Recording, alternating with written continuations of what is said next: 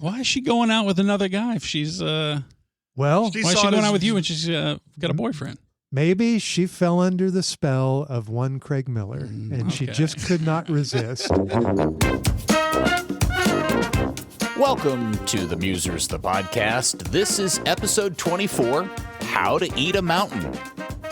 Welcome to another edition of the Musers, the podcast. I'm Craig. I'm George. I'm Gordon, your favorite. This episode is sandwiched between our Thanksgiving episode of last week and our upcoming Christmas episode next week. And we should probably do a New Year's episode, a Valentine's episode, a St. Patrick's episode, a Boxing Day episode, etc. We'll keep you posted. This week, we're going to talk about the hardest things we have ever done. Dun, dun, dun. Now, this could be something physical. It could be a relationship. It could be a puzzle. It could be a college course. I think we're going to have a lot of good stories to get to today. You guys like puzzles? I love puzzles. Really? Yeah. I do a lot now with my daughter. Well, those don't Those count. are the only ones are I can do. The one that has the dog with the little label on it that you can put the foot on. Yeah, I can do those. Well, she has some 20-piece bigger puzzles. ones. She has like 100-piece, 200-piece puzzles that we do. What about like 1,000-piece puzzle? Out. Those get a little overwhelming, but I still like them. Man, we went through a kick recently, I'd say about a year ago, doing these 1,000-piece puzzles. Really? Yeah. More It was power kind of to fun you. because, everyone kind of gathers around the table and, Hey, that works goes together. there. Yeah. It's great. Love it. You can get lost in the weeds, though, those huge puzzles, and at times it'll feel hopeless. Is there anything more defeating, though, when you got a puzzle that's been taking up the dining room table for 6 or 7 months? No, I'm going to finish it. I promise. I promise. Just leave it there. Yeah, what do you do with them? Well, you leave them there until you finish Frame it, them? or someone has to say, "Look, you're not going to finish this," and they just scrape it off into the box. I think that's weird when people frame them and hang them in their home. That is weird. That's a weird look. Maybe it's because it's the hardest thing they've done and they want to Yeah. know. There's something cheap about Shellac it, though. Like, wouldn't it feel cheap if we looked really closely at the Mona Lisa and noticed that it was puzzle pieces, and we're like, "Oh, Leonardo, Right. just a puzzle he did." Well, we are going to talk about the hardest things we've ever done, and maybe a puzzle will come up. But first, let's get to our letter of the week. By the way, this spot's still for sale. This podcast is one of the biggest in the world, as we have listeners all around the globe. And this week's letter comes to us from Felipe in Brazil. Nice. And he writes, I'm a longtime listener of your radio show, and I love the podcast as well. I've been meaning to write you for years. In fact, after moving back to Brazil in 2024 to help care for my elderly parents after 20 years in Dallas, I even created a dedicated email account just so I could communicate more often with my radio heroes. Oh. That grand plan resulted in exactly one email to Gordon back in September, and then procrastination took over. But today, while driving back from my dad's house on the coast, about an hour and a half from my hometown, and listening to your podcast episode about actually doing things on your bucket list, I realized how sad and funny it is that writing the Musers has been on mine. So I dusted off that old email account and finally decided to follow through. During the same episode, both Craig and Gordon mentioned wanting to take a trip to South America, so I'm going to selfishly recommend Brazil. It's a country that can deliver just about any experience you're looking for, and it's much safer than it's usually portrayed in the United States media. Yeah, man, all the videos I see from Brazil are always carjacking gone funny. Yes. So he says, how about a Musers road trip to Rio? Interesting. Okay, all right. Do we have that in our Interesting. travel budget? Not this year. Do we have Maybe a next budget? year. We have actually been talking about taking the podcast on the road a little bit here in 2026. Okay. I don't know if Rio's in the cards, but that would be fun. Yeah, why not? Let's try to make it to Bedford Let's go to first. Brazil. Yeah, Bedford's first. On the Bedford, list. then Brazil. Yeah, alphabetical order. Thank you, Felipe, for sending that email all the Felipe. way from Brazil. It took a long time for that email to get here because Yeah. it came from Brazil. Sure. We also got a couple of emails that lead us into today's topic, like this one from Christopher, who writes, I loved the bucket list episode, but Junior, you said that you had already checked off most of the big things on your bucket list, but you never mentioned what those were. We heard about Gordo's and George's, but you never told us yours. Christopher, you're correct. Upon further review, that's my bad. I think I got sidetracked at some point, but my mistake in that episode actually segues nicely into our topic this week, because several of the things that I've already checked off my bucket list have also been the hardest things I've ever done in my life. Mm-hmm.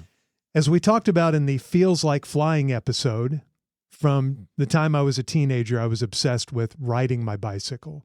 So a lot of my bucket list stuff revolved around that. I've taken several bucket list trips with my bike to ride the famous climbs of the Tour de France in the Alps and the Pyrenees.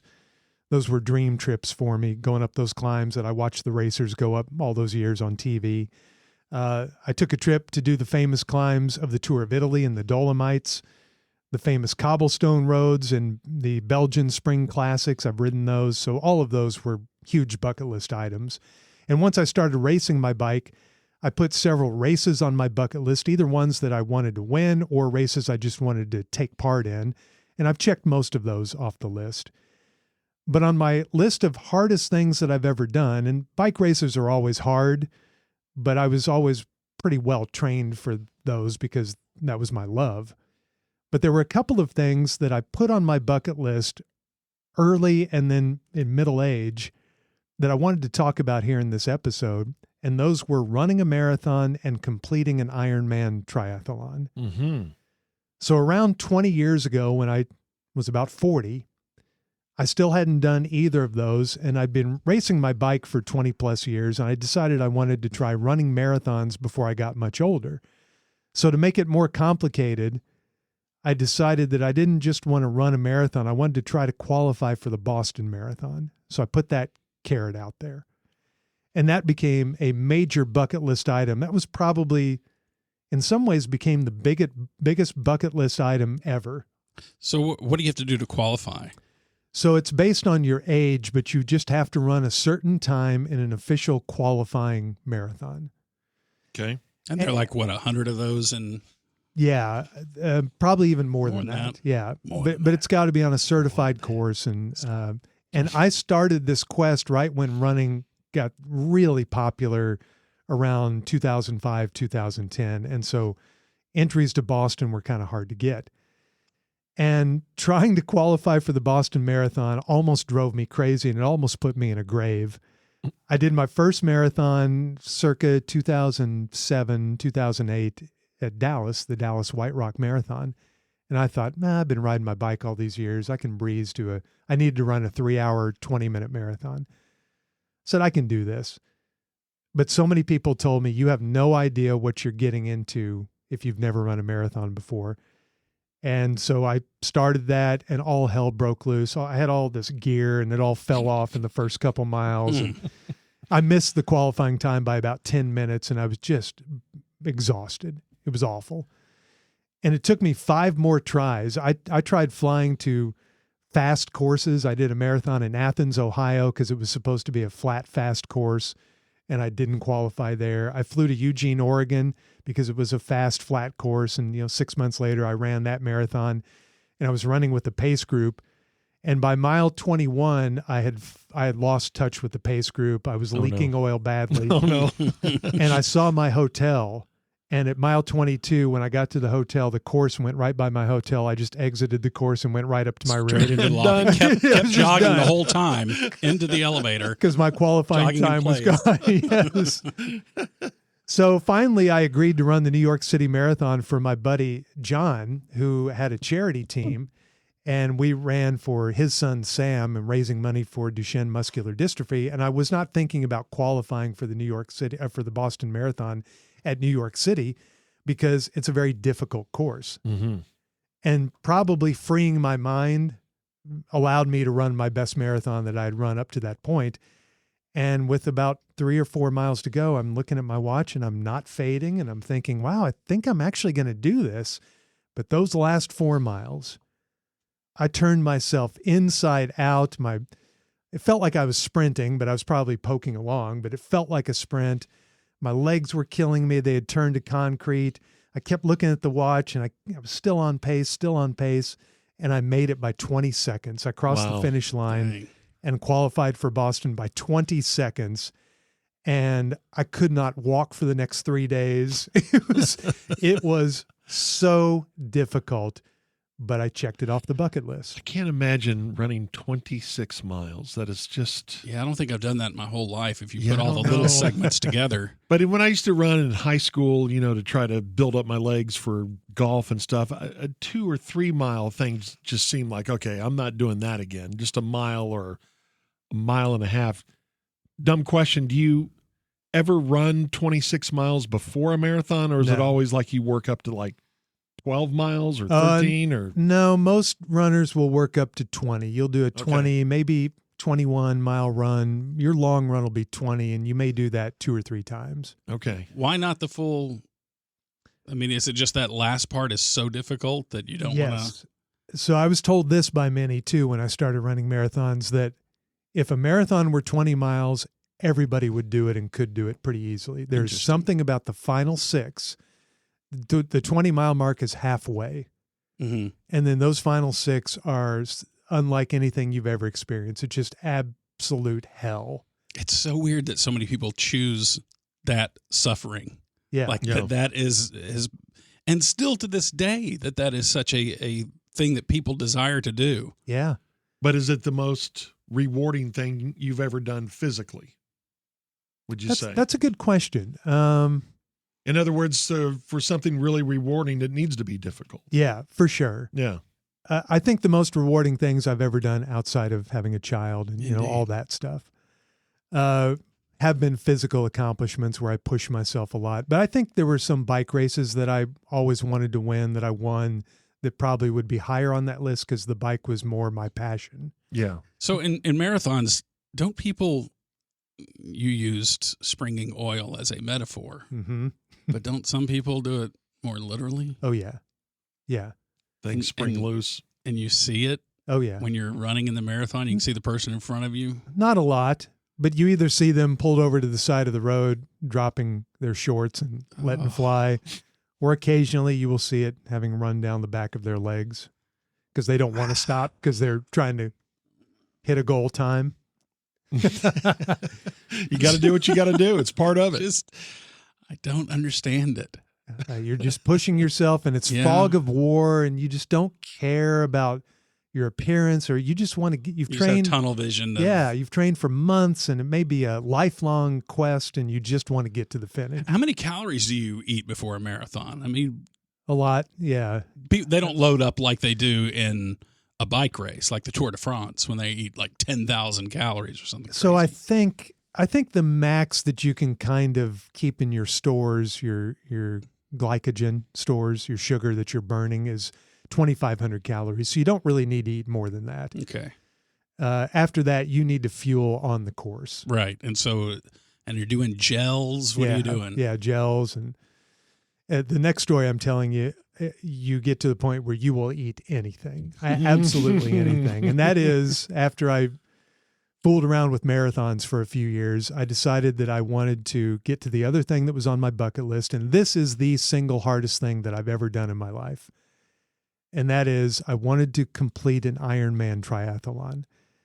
And from the age of 13 or 14, when I first read about the Ironman, which was invented in around 1980 in Hawaii, 4 guys took part in the first Ironman. What were they thinking? It was What it was a barroom who came bet. up with this idea? So that's a good question. It was a barroom bet, and one of the guys was a cyclist, one of them was a swimmer, one of them was a runner, and they were arguing who was the fittest athlete, what was the hardest sport, and they had the idea, why don't we put them all together and let's all race and let's see who wins. So it plays to each one of their strengths. Yes. Interesting. By the way, a cyclist won that first Ironman, John Howard. But an Ironman, for those who don't know, is a 2.4 mile open water swim, a 112 mile bike ride, and a 26 mile marathon run, all done back to back to back. All of those things are brutal. Yes. Swimming over 2 miles and then 120 on the bike. And 112. and they come up with it when they're dying, laughing, and drunk. Yes. So, Yes. But I remember reading about it and just being fascinated with this event and seeing it on Wide World of Sports and thinking, I wonder if I could do that, because I was riding my bike a lot at the time. And I just thought, well, maybe one day I could do it. Well, after I'd run marathons, I thought, okay, I've got the bike thing down. I've got the running thing down. I just need to figure out how to swim. And so I started training for swimming, and I set a goal that 2 years later I would do an Ironman. So I did a half Ironman, an Olympic distance, and some shorter ones along the way. And I got to where I was swimming 3 days a week in an Olympic pool, not doing much open water stuff. Swimming's so technical, though. I would think that would be so hard for someone who hasn't done it competitively before to try to propel yourself in the water. Yes. And you trained in Georgia's backyard Olympic. I don't have an Olympic pool.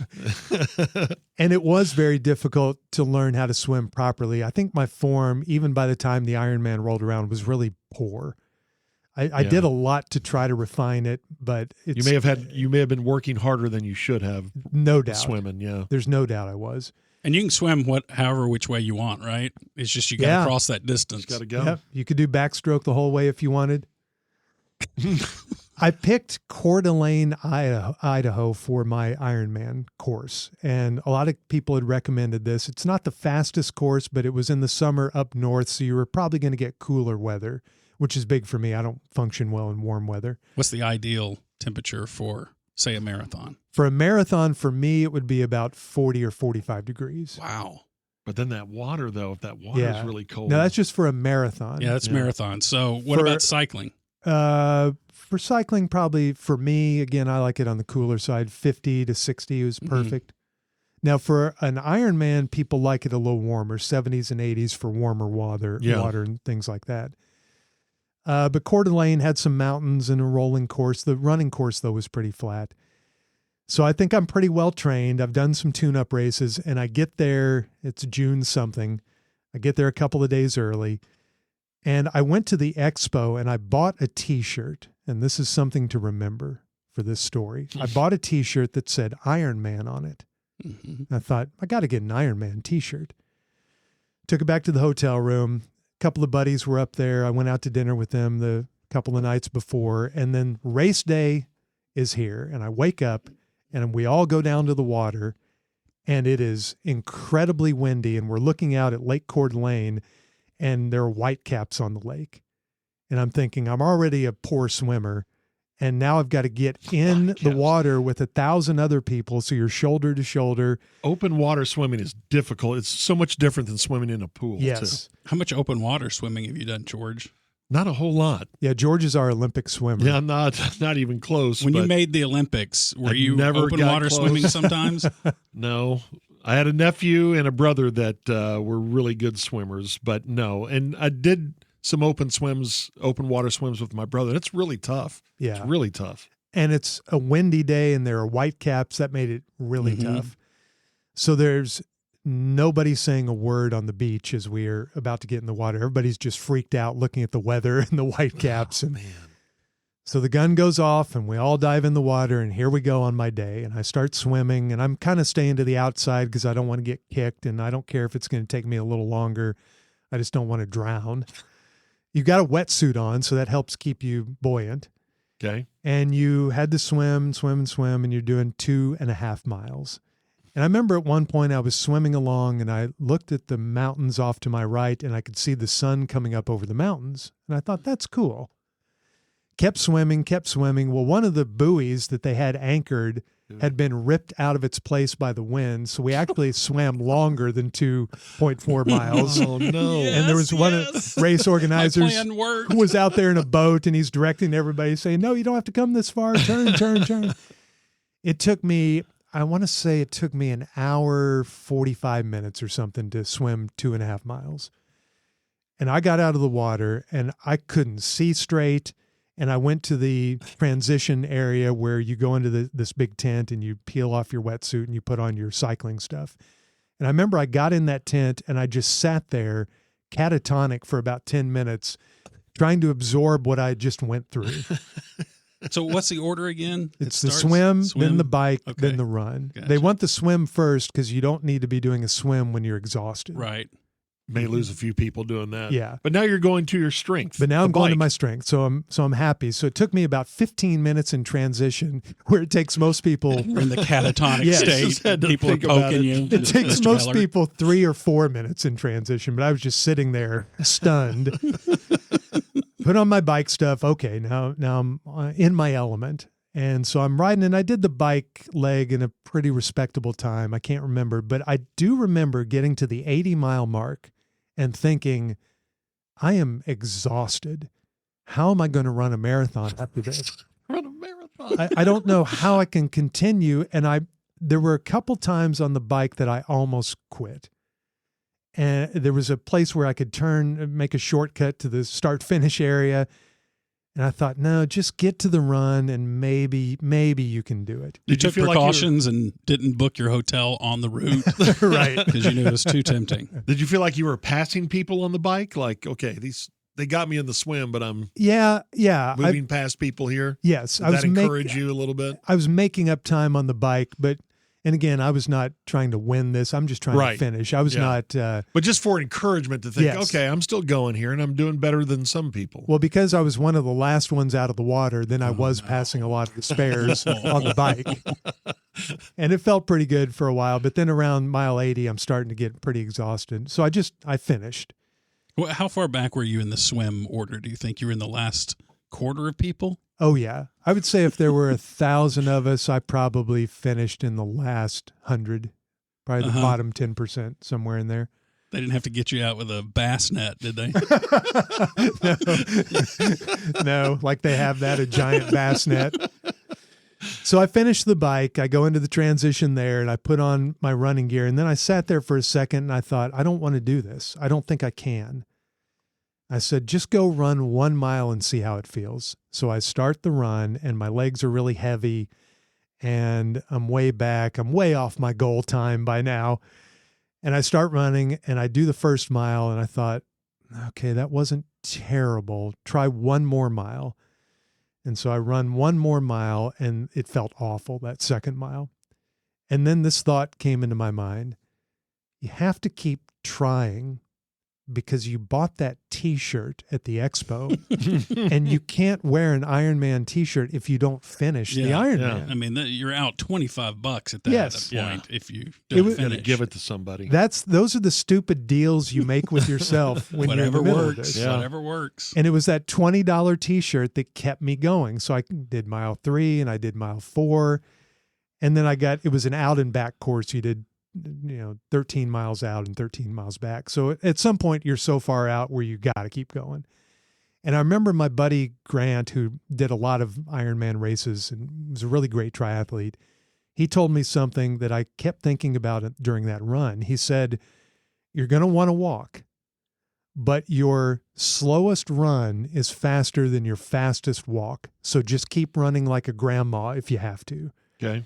And I did. So you can run like a grandma and you'll do 14-minute miles. But if you walk like a speed racer, you'll do 16-minute miles. So I kept running, but every mile they had an aid station and I stopped at every mile and they had everything. Chicken soup, anything salty.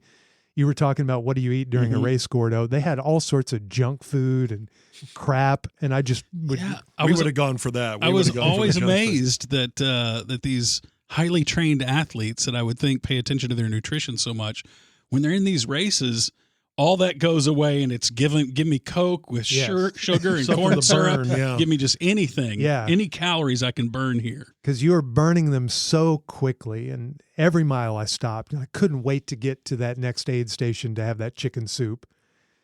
And then I get to about mile 19, 20, 21. I realize I'm going to do this. And I'm running alongside Lake Coeur d'Alene. I remember looking over, seeing the mountains and seeing the sun go down. And I remember thinking to myself, wow, I remember when the sun was coming up over the mountains during the swim. I've been moving nonstop from sunup to sundown. Wow. And the What a feeling. whole gravity of it kind of hit me there. And I thought, it's really beautiful, but God, is this good for me? Am I going to make it? I eventually made it. I crossed the finish line. I missed my goal time by a couple hours, but I was well inside the 17-hour cutoff. And What happens at 17 hours? if they will let you finish, but you don't get the medal, you don't get the reward of having completed. Uh-huh. So you have to make it inside 17 You have to hours. give back the T-shirt. You have to give back the T-shirt. I think I did it in about 14 hours, Dang. which is a long time to be out there moving. So you cross the finish line and they immediately take you into this medic's tent and they give you the look over and they'll stick an IV in you if you need it, or Make sure they don't have to take you to the hospital Yes. or something. Jeez. they gave me the okay, so I got to leave, and then they funnel you into this area where they have pizza and Coke. And so I remember going over birthday cake.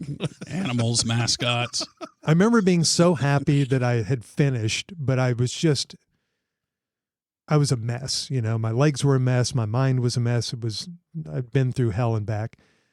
And I got a couple pieces of pizza and I sat down at this table. Nobody else was at the table. 2 minutes later, maybe the most beautiful blonde I've ever seen in my life comes over with a couple pieces of pizza. She just finished her race and sat down right across from me. Did you think it was a dream?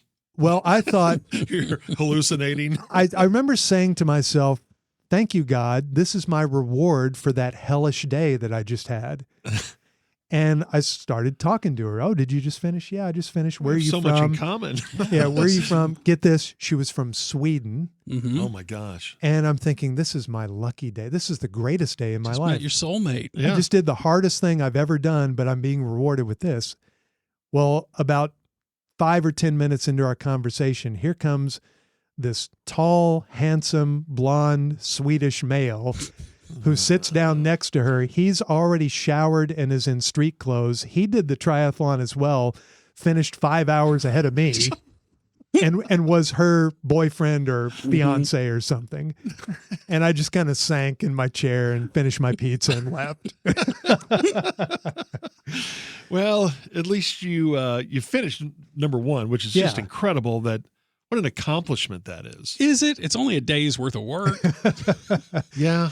But I checked Yeah. it off my bucket list. It was a huge bucket list item for me, and that was the hardest thing that I've ever done in my life. Man, that is amazing. And it's going to make whatever we say over the Yeah. next few minutes seem, Hardest thing I've ever done was following your story there about how difficult 12 that hours was. straight of YouTube. Yeah. That's the toughest thing.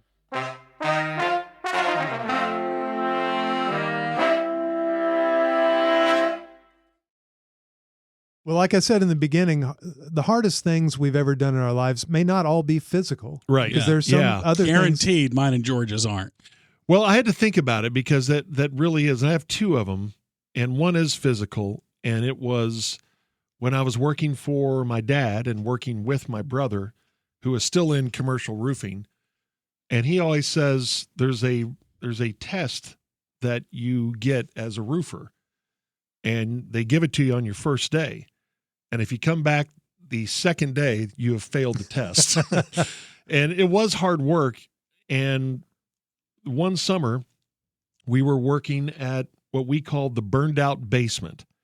We were both Neil Young fans, and it's a line from After the Gold Rush. I was lying in a burned out basement with a full moon in my eyes, and I was looking for a replacement when the sun burst through the skies. It was a school that was under construction, and the roof had collapsed because somebody set it on fire. And as it turned out, my dad's company did the roof deck, which is insulated concrete, and then they put either a rubber roof or a tar roof over it. Mm-hmm. And something went wrong. So that allegedly, that roof company set it on fire so they'd get the insurance money. Wow. So we had to clean out this basement. It wasn't a basement. It was a gymnasium of a new school that was huge, like double gymnasium, boys gym and girls gym. By the way, do you want to name that roof company that set it on fire? I can't remember it. I can't remember who it was, but we had to clean it AAA out. arsonist roofing. Maybe.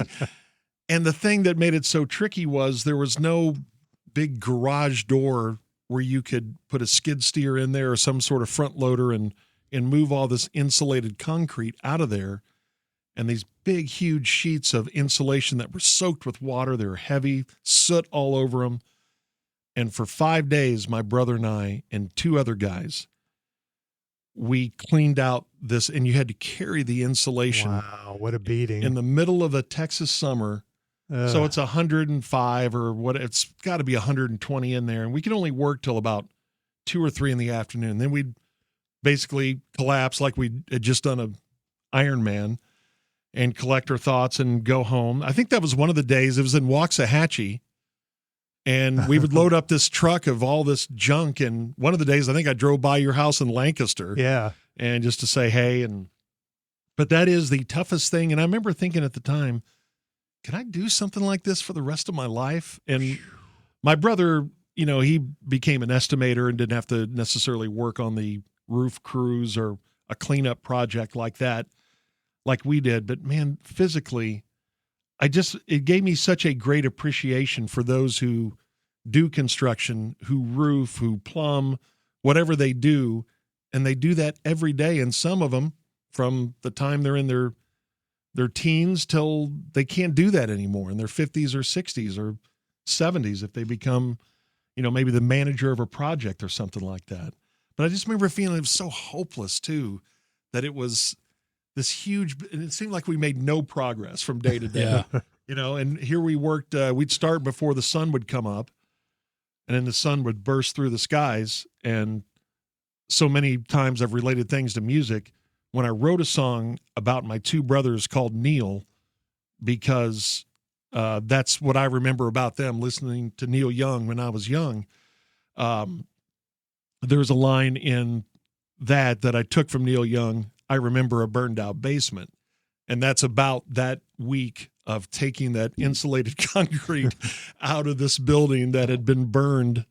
And it was, I don't know, there was something about that, though, that was also, it was really a sense of accomplishment that I was able to work that hard. And I was only for 5 days, or maybe we went into the next week. And I think they had to come up with a better solution, like knocking out more concrete so they could get a skid steer in there, just because the progress was so slow. And that's a long time, though, 5 days to be doing that kind of work. Yeah, it was like I was sentenced to hard labor for 5 days, but it was good for me. It really was. It was eye-opening, and it was... Sounds like prison camp work. It did sound kind of prison campish. It's rewarding, though, to complete something like that, to do those things and know you can do it. Yeah. And I felt like at the end of that week, I think I was as strong as I've ever been. I think I was like 19, and I felt like I could do work like that every day. And there was something about that, like, yeah, maybe I could do this. Then you quickly atrophied. And then I was like, nah, maybe not. I don't think I could. That's got all right. TV, got food. And I did think about that from physical challenges. I thought about, 2-a-days in Texas and football. That was really challenging physically. But it was so long ago, I don't remember that like I remember the burned out basement. But emotionally, that's where I think the last 2 years and, losing my sister and my brother, and lost my sister Nancy in 2023, June of 23. And it was on my birthday, which some people see as, oh my gosh, what a terrible thing. I saw that as something, almost a nod from God. I thought that was actually comforting to me. I'm with you on that. I think if I were to lose a loved one, losing it on my birthday, or them on my birthday, wouldn't be that bad. And isn't this wild that in our family, it'd be bad losing them, but yeah, this is a wild thing in our family. My niece's birthday, January 9th, is the day my dad died. And then the day my brother died, my brother Tad, who'd passed in February of 2024, he died February 1st, which was my mom's birthday. Wow. Strange thing. Yeah, it was a strange thing, but bookends. Yeah. I also realized that it's all happened in the last 2 years, and I know we've talked about life and death here on the podcast. And again, I will relate it to music. It's like that Willie Nelson song that I played for you guys on our radio show. It's not something you get over. It's just something you get through. I feel like I'm still trying to get through it. And, to be honest, I don't think I am. Yeah. But I'm getting through. And it's just hard. Losing your parents, it was really difficult. You guys have been through that. But losing a sibling, and our family was very tight, the 5 of us. As I told you guys, it is it's losing a piece of your soul. It really is. And I don't want to bring the room down, but this is therapeutic for me. Sure. Music was too. That song, which one of those deaths did you feel? Did one of them surprise you that it hit you harder than another one, or did they hit you equally? I'm including your parents too in this, or your siblings. I think maybe Nancy, because she was the first one to go, and that was my first experience with it. But then Tad, less than a year later, and he and I had such a unique relationship, and that involved music and writing, and they were both just punches to the very fabric of me. And parents are expected. Losing parents is expected. That's the order of life. But siblings. And I tell you this too, it made me re-examine the fact that I'm behind them by years, 16 and 14 years, but it really hit home with me like, okay, you don't have just a really long time left, and it really hit me for the first time. Readjust your mental time horizon. Yes. And it was really significant. And, I just realized recently I internalized a lot of it. Music really helped me, writing music, and that record we put out a few months ago really helped me, because there was a song about Nancy and there was a song about Tad in there, and that helped me. And then other music helped get me through. But I've also had this just realization here in the last month or so that I do need to go and talk with someone about it, because grief, we think of it as, okay, well, yeah, you'll grieve for months or maybe a year and a half. And I have a friend who lost his wife within the last 2 years, and he's not over it yet. I think Willie's right. I don't think you ever get over it, but somehow you manage your way through it. And it's just something that it will make you sad. And those who lose children, they never get over that, but somehow they make it through and they get on with their lives. But yeah, I don't know if they ever really get over it. Which part do you think that what is the most difficult thing for you? Is it being struck with sadness? Does it create depression or hopelessness sometimes? Or what is the thing that you feel like you're stuck on? Yeah, I guess just the overall, you're overwhelmed with a sadness that you've never felt before. And I guess with my sister, she was first. And I think I told you guys, and we were at the same time going through some things at our station, which were really, disruptive and, disturbing.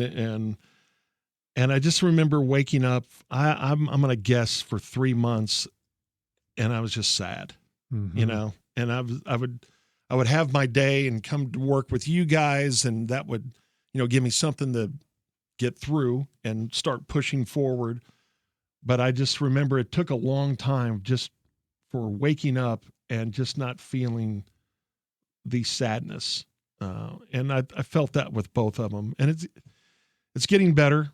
My old coaching friend, Daryl Dickey, told me after my mom passed, it hurts like anything, like nothing you've ever felt before, but every day gets better. And he's right about that. Every day does get better, but there's still that feeling of loss that I just don't think you ever quite get over. This makes my triathlon story seem superficial. No. It's amazing. No, anyway, because I back think to your accomplishments, Craig. That is the difference of physical and mental. And I almost didn't bring it up just because I'm like, oh gosh, he's talking about that again. But I mean, I think, but that's a hard thing. We're all facing that's it. That's fair. That's on your list of hardest things you've been through. Yeah.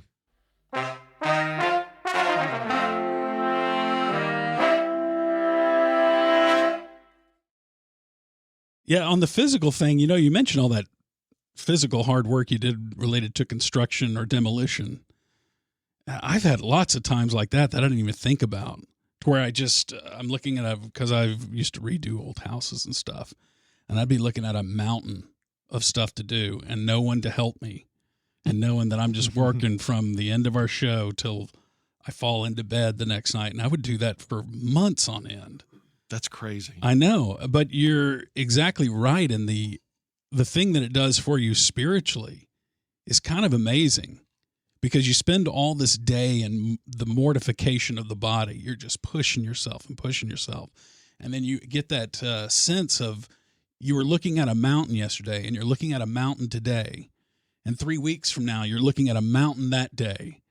And then if you were able to zoom out, you'd see, wow, the mountain's got about half the size. It's still a mountain, but it's smaller. Yeah. And when you're in it every day, it doesn't look that much smaller until you remember back to the first day when your eyes took it in. That's what I truly love about sports. And I know it's an overused word now, but when Saban started talking about the process and then Jason Garrett talked about it, there is that process, whether it's taking on this mountain as a construction project or a football team that is a mess in August, but maybe by December, you're a functioning unit. Mm-hmm. I love that about sports. I love that about football or a triathlon or whatever it is. And that was your own triathlon of trying to take something that was broken and make it work again. Yeah. And the lesson is always the same in every one of those stories, which is that Craig didn't have to worry about finishing the triathlon or the marathon. He needed to worry about taking a next step, and then that next step, and then that next one. You just got to go small. What's the old analogy? How do you eat a mountain? One bite at a time. Yeah. Same way you eat anything else in life. Mm-hmm. It's a hamburger or a mountain. You can only eat it one bite at a time. Yeah. That's the way you get through it. I made up a saying many years ago, you take things one step at a time. You made that up? I did. Wow. That's yours? Yeah. I think I bought that T-shirt. Then weren't you so exhausted one time that you fell asleep underneath a house? I did that several times. I was redoing a house, and I was at this particular point I was redoing all the gas lines, all the plumbing of the gas lines, and I was just so tired and so worn out, and hit in the middle of the day, and it was hot. There's no electricity at this place. There's no air conditioning anywhere. And it's middle of summer and everything. And so I would just, I'd be up under the house and I'd be worn out, and I'd just take naps up under the house. It was a pier and beam, so you could get up under it, right? Crawl space. Right next to some snakes. Yeah, probably. no telling how many snakes and Black widow spiders, all that up under there. Yeah. But I would just take a nap up under there, and it was so cool. And it was like, those are the times when you rest the most. And I think it has to do something more than physical. When you've worked all day, Giorgio, and you fell in bed at night or whatever, there's also that additional thing of, I pushed myself today. Yeah. I earned this rest. There's something psychological in that where you rest better than you ever have, not just because of the physical tiredness, but because of the mental and spiritual alertness that makes you sleep so well, because you've actually earned your sleep for once. I think that's a great point. In a way that most people don't do anymore. Most people don't engage in hard physical work. There's a whole segment of the population that does, and God bless them. But I think that me in particular, I've always felt a little bit lesser that I haven't had a physical job. I know. That's why I've always loved redoing houses and doing big construction projects. That's what's so impressive about what you've done. I mean, just taking on doing the work of an electrician or a plumber or doing some, I guess, light foundation work. That just intimidates most of us. I couldn't where it's do just like, geez, I don't know where to start on something like that. Well, I'm facing my next big challenge, which is that all these are based on, I feel like less of a man if I don't learn how to do electricity or learn how to do plumbing. I don't know where this is. It's probably from when I was a kid, watching my dad be a handyman and know all this. And my grandfather in particular, just like, that guy built like all of the houses he lived in. Wow. He built them. And I was like, how does a guy learn all that stuff? Yeah. He just seemed to know everything. That's so cool. There wasn't a subject that and I thought that was so cool that he knew the way the world worked. Yeah. Like this whole house that he provided his family with. Yeah. He created it. He made it happen. And it just seemed like magic to me. So maybe that lesson sunk in or whatever. But now my next one is this money pit of a car that I went out. Are you going to do some of the work yourself? I'm determined to do it all myself if I can. Dang. If I can. I want to learn how to. That's a new world, isn't it? You've never taken apart an engine. I've only done light repair work, changing oil and spark plugs and things like that. I've done those kinds of things, but I've never had to, take apart the engine and change all the, the upper manifold, lower all the gaskets. You have any idea what he's talking about? No, I couldn't do any of it. I It's a can bunch of barely stuff. pump gas into my car.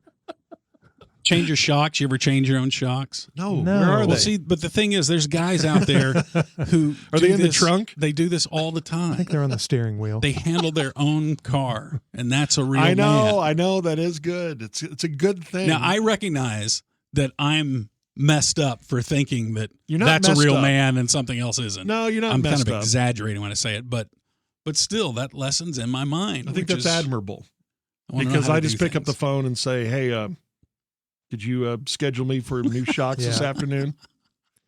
Well, but I bought the car as a project. I have the other one that I Yeah. have to depend on. Although Yeah. that one's in the shop right now. Hey, I'm getting things done, right? Based on Yes. the Musers, Okay, the podcast get right. episode, whatever. Right? You're not riding it out anymore. Not riding it out. I took the car in to get it fixed. Okay. And so we'll see how that goes. It's still in there. They'll give me the diagnosis. Is it terminal or not? With your construction work and working on houses and things like that, how many times have you electrocuted yourself? There's only been a few times that I've shocked myself. Is it funny when it happens? Does your hair stand on No, it end? doesn't stand on end. It's a weird feeling. You'll feel stupid because you'll be like, geez, I swore I turned off that circuit. Or, God, that's that my jolt fault is- because I didn't take 2 seconds to put the circuit tester in here to make sure I'd turned it off. Does your heart skip a couple beats? Probably. You ever walked into an electric fence for like cattle or something? It's probably the same type of No, feeling. I haven't. You Oh, done man. that? Oh, yeah. Really? Oh, yeah. It just, I mean, yeah. How- You convulse a little bit. At least I did. Wait, how often do you walk into electric fences? I mean, for this is cattle? when I was young, visiting like either my grandfather and my sister's farm. They would have, just that metal wire going across, keep the cattle in. Mhm. And there's several times at night when I would walk into it, it's like, And then when you get into like things that are emotional, George, you covered part of this with the grief and everything, and I've certainly had that experience of carrying my parents to their great reward. But the other emotional things that I think of, challenges, when I've been at that point, which is similar to the marathon experience that you say of thinking I can't go on, is I've been at that point several times professionally, emotionally, when I'm like, I'm scared to death. I'm facing this huge challenge. And a lot of mine had to do with when I was doing that TV show and that TV work of when I would have to go out there and I'm standing backstage. I did a TV show in Dallas, Fort Worth for like 2 years where we were canceled due to low ratings. So not anything big, right? But that feeling of standing backstage and then hearing the theme music going on and knowing I have one shot to get out there and do this monologue and I can't mess up and there's no one that can help me because at this point, all the producers and everybody's standing to the side. I just have to go out there and do it. And every single one of those times were like, those seconds were the loneliest seconds of my life. really? And I would have that experience also when I would have to go in and interview celebrities for their, they're promoting their movies and stuff. And it could be someone that I grew up watching on TV. So you're incredibly intimidated to begin with. And you're so worried that you're going to tank. And you're so scared. Just that feeling of being so scared. Yep. And then realizing that you just have to do it. Mm-hmm. You have to go. And I would always have to trick myself of, okay, I'll just go in there. And if I freeze in front of them, then I'll leave. Okay, well, I'm sitting down. I might as well ask my first question at least, Yeah, and just have to take it one bite at a time out of that mountain and do it. And it sounds so silly and stupid, but we all have these things that we've been so scared to do. But then you're on the brink of doing it. And to me, the emotion I always had with it was just loneliness. And loneliness is for a person who isolates, it seems very strange and counterintuitive for me to say that loneliness is like the scariest thing for me. I don't know why that emotion in particular affects me the most. Yeah. I'd rather be sad than having that saturation of loneliness, that just desolate, forlorn loneliness I can't stand. And I would get that feeling when I was up against this large task that I always thought that, this is easy for other people, but it's Right. not easy for me. Mm-hmm. Yeah. I feel the fear. And I think every performer is probably this way. heck, I think all people are this way. We always think that if something looks easy to someone else, then it must be easy. And if other people are able to do this, it must be real easy for them to do this. Yeah. And that's not the case. It's not the case that everyone just always seems to be doing so well and has it figured out. Right. It's like our internal lives actually are very transportable into other people if you really think about it. Absolutely. Yeah. There's the guy who has to make his business presentation who probably has those same type of feelings. You're scared shitless. Yeah. Yes. Michael Irvin and Troy Aikman have told us before about their hearts about pounding out of their chest about going on the Super Bowl field for the first time. Could you imagine that nervousness? Oh my gosh. First time those guys the were on world the brink. is watching, and here we go. And yeah, you just got to perform what you're good at, but you're reduced to can I do this? And that failure, that loneliness, whatever you want to call it, the fear of failure is, I think, overwhelming to everybody. And it's also that feeling of, you can't quit. It's like Junior was saying with this is like, you don't want to just quit. Yeah. You can't go back. It's like you when you're approaching that turnaround point. It's like there's no point in turning around now. Let's just keep going forward. Right. Mm-hmm. So, yeah, those were huge for me. And one in particular I remember was that Zach Galifianakis interview, which is probably the most watched interview, I think, of all the ones that I've done. You look like a guy who was just like you and Zach were somehow friends for 20 years and you just did a bit together. But that was the morning. It was probably 1 hour before I did that interview with Zach that I got the call that my aunt had suddenly passed away. She was in her 50s. This is my only aunt, by the way, on my mom's side. Yeah. So it wasn't like I had a lot of aunts and we were years away from anyone in our family dying at that point, and that just shocked me. It was my favorite aunt, and she just passed. We're still getting information. She had had surgery that morning and had gone home to sleep and had accidentally rolled on her back and vomited. Oh, gosh. Yeah. Gosh. And of course aspirated on that. And so she had passed away, and I got this call and I was just in a daze. And I thought, there's no way that I can go in there and do some interview right now. Particularly now you have to understand, I was also Zach Galifianakis is one of the people I was most scared to interview because it could go sideways with him so easily. Right. And he's smarter and quicker than I am. So it's like, to go in there and match up against him, even on my best day, was going to be a huge hurdle. But it turned out great. And I wonder if your fear of that interview, your fear in that moment was also motivating and focusing. To me, it always has been. Every time when I get ready to do one of those interviews, I always do a thing where I don't think about it until I really get up against it.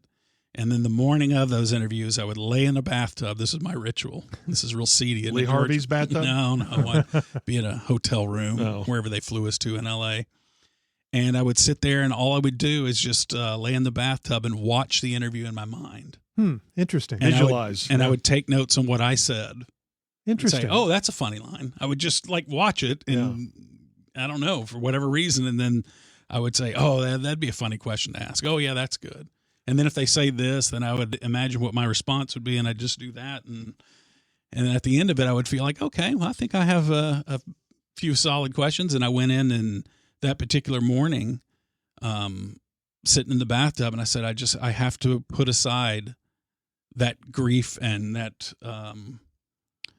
fog of confusion that I was in about her death as I'm getting reports and calls from family every 5 minutes trying to tell me what more they know now and all that.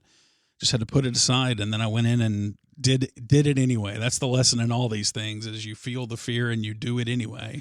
And thank God I went forward with it, because I was so easily close could to have tapped out canceling of that. Yeah, it'd been understandable. Hey, I've just had a death in the family. I don't think I can do this. I'm really sorry. And he had 20 other interviews that day, so it wouldn't have mattered to him. Yeah, it wouldn't matter to him, and the people would have understood. And I'm glad I did it, because it turned out to be the most enjoyed thing that I've done, I guess. Mm-hmm. I can still picture the look on his face and some of your questions, just like trying to compute it. I just thought I was such an idiot. He thought I was such an idiot. Trying to follow along with the line of questioning. Wow. But yeah, when you take on a big challenge and then you think that you can't do it. You're basically taking on a challenge that you're convinced that you can't meet. Yeah. And that's everything that I've done that has been worth anything has been because it was something that I couldn't do.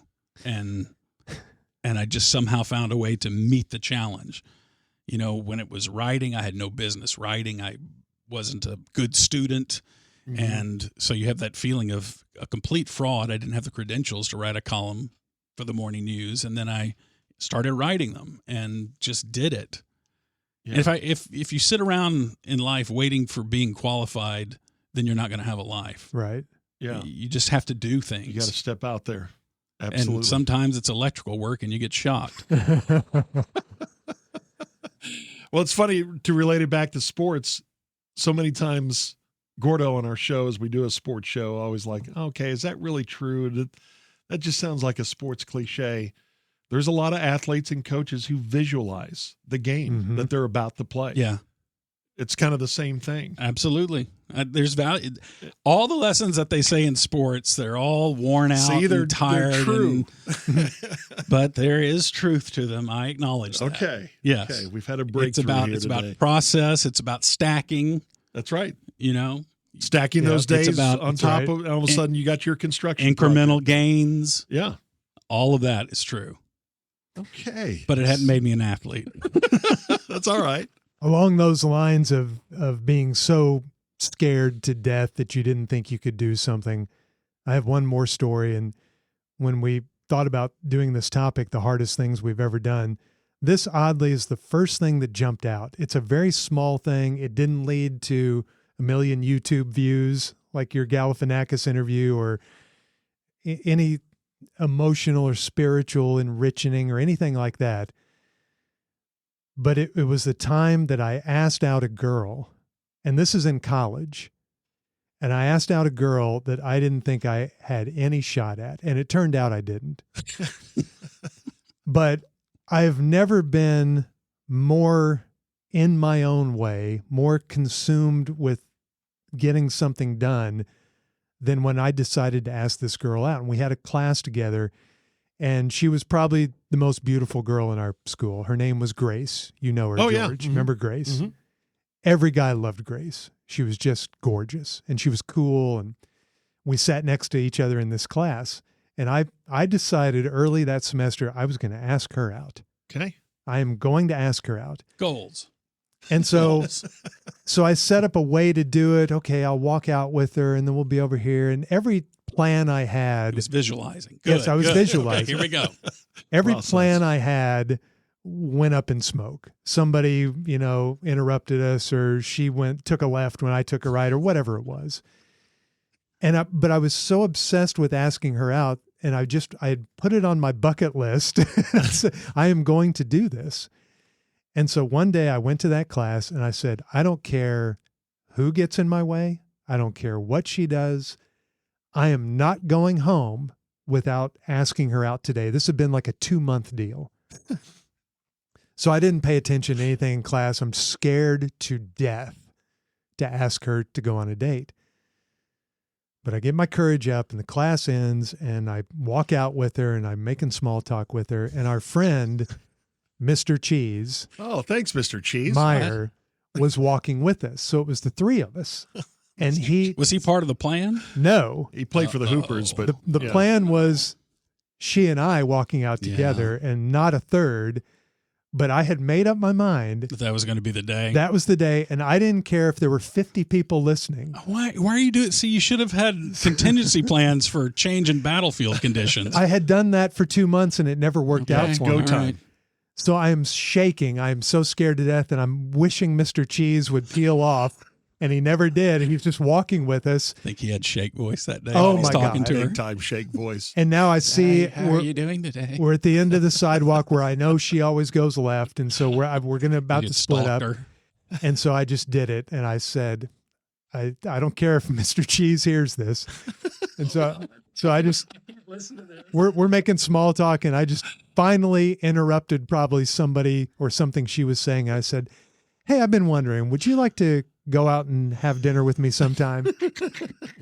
And as soon as I said Got a that, coupon for Gaddy's. and as soon as I said that, Mr. Cheese exited stage right. He realized he was cringing. Oh, He was man. cringing. He was in an awkward moment, and he just took off to the right. And so there I'm left with her, and she stopped and she looked at me and she said, "You do know I have a boyfriend." And I said, "Yeah, I don't care. It doesn't matter to me. Do you still want to go out?" Gosh, And I don't think I knew she had a boyfriend, or I was fuzzy on that. And she said, bro code, man. She said, "Okay, I'll have lunch with you." And I said, "Okay, I'll call you." And she gave me her number, and I went home, and the day later I called her. And then like a few days later, I took her out to lunch to Guadalajara's in Denton. Quality place. Terrible place to take a date. Why is she going out with another guy if she's Well, why is she saw it going as- out with you when she's got a boyfriend? maybe she fell under the spell of one Craig Miller, and she okay. just could not resist. But I actually took her out, picked her up, dropped her off. Obviously, we didn't kiss or anything like that. But that was probably out. Did you rent a car to pick her up in, or did you go? No, in I your... picked her up in my beaten down Monte Carlo. He had a decent car. in Monte college. It was Carlo's better than all mine. right. Yeah, It it was was pretty okay. cool. It was okay. It was all right. I was keeping 2 tires afloat with Fix-A-Flat, so it was Oh no. Yeah, it's it was gotta not be- doing all that well. But I knew we would never go out again when I took her back to the apartment. And but still, I asked out the prettiest girl at school, and There she you said go. yes. Yeah. Why did it not go well at the lunch? Like what happened at It the went lunch? fine. It went fine. But I knew we would never be a thing because she had a boyfriend. Okay. You But- couldn't just be her lunch boyfriend, and he's the dinner boyfriend. No, I just assumed that we were done at that point, and I never asked her out again. And I think she kind of made it clear that she had a boyfriend and wasn't going to date Mhm. anybody. And But that gave you the bravery to ask out somebody else. Yes. And establish Yes. relationships. I don't know that I've ever asked the girl out. really, Yeah. Isn't that Oh, weird? man, You it's, never had to make that phone call in high school or that is a life No, experience I don't that think you so. should have. Yeah. I just always fell into relationships one after the other, it seemed like. Hmm. Never had the nervous phone call. Well, it has to and- start at some point. You just Yeah, it was just happened to be always at the same I don't know. party or something. Or? No, just like I don't know. They laughed at jokes, and so it just hey, you hungry? So we go out to this place. But they weren't dates. It just never felt like I dated. Okay. I guess that question of "Are you hungry?" that's kind Yeah, of but I it. mean that's the same for Yeah. like a friend. It's just like wasn't anything weird. yeah. I don't know. My whole love life history is checkered and sorted and for a different time. Let's make that episode 30. Yeah. Isn't that weird though that when we talked about doing the topic of hardest things you've ever done in your life, that's the first thing that came to my mind. That's how traumatic it was. Yeah, it's horrible. That's funny. But it made you better. Maybe that's the lesson I here. think Doing so. those hard things, sometimes those difficult things makes you better. Yeah. Or All right. electrocute you. Or electrocute you. Well, I learned to that- ride a motorcycle. That was very difficult. Oh, I bet. Oh, yeah. Most people, I think, quit after that first day Yeah. of motorcycle Scares training. them to If you've death. never ridden before, right? Which I hadn't at the time, but it was so scary and like, Yeah. oh, it was so scary. And the first day, they're just barking commands at you, and you don't understand anything. You don't even know how to work this thing because you got controls on every appendage, and you're just shell shocked and shattered at the end of the day. You just like the vibrating seat. That's your big thing. Yeah, I was like, can I have just a vibrating seat and forget the motorcycle? And since you've learned, you've wiped out a bunch of times still, right? Yeah. Like you're always laying it down. Oh, yeah. I'm always man. having to lay it down. Don't worry about you on that Got to thing. lay her down. Okay, that'll do it for this episode. Hope we've encouraged you to tackle some things that might seem Yes. like they're impossible always to do. Everyone go out there and ask out Grace. Yes. Yeah, find her. Or hopefully we haven't discouraged you from doing hard things with our stories of trauma. Yes. Thanks to Peter Welpton, our producer. Next week, it's our special Christmas podcast. Don't miss that. What better way to celebrate the birth of Jesus than by listening to the Musers, the podcast? If there's any chance that you are the Grace in the late 80s attending University of North Texas that went out on that lunch date with Craig Miller, we kind of need to hear from you. TheMusersPod@gmail.com. tirethead.com. Funny bits are also accepted. The Musers, the podcast, is a Tired Head production.